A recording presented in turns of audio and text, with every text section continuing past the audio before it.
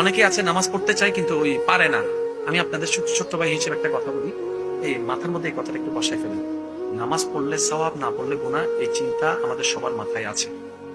শুধু আজকে থেকে একটা চিন্তা অ্যাড করবেন, আমি নামাজটা পড়লে আমার রব খুশি হবে।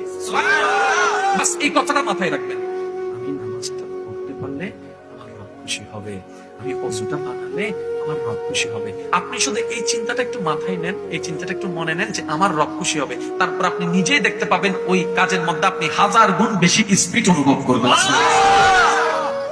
আপনি যে বলছেন না আমি চাই কিন্তু পারি না, আপনি পারবেন।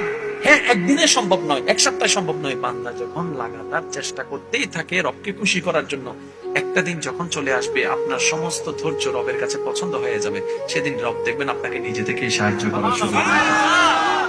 কিন্তু একদিনে হবে, একদিনে হবে, এক সপ্তাহে হবে, চেষ্টা করতে হবে।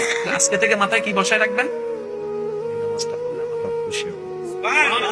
এবার কেউ আপনাকে ঘুষ দিচ্ছে, শুধু আপনি এতটুকু টাকার দিকে তাকাই, আমার রব কি খুশি হবে নাকি নারাজ হবে, শুধু এতটুকু বলেন। কারো থেকে কিছু জিজ্ঞেস করার দরকার নেই, দেখবেন আপনার মনে আপনার সাথে কথা বলবে।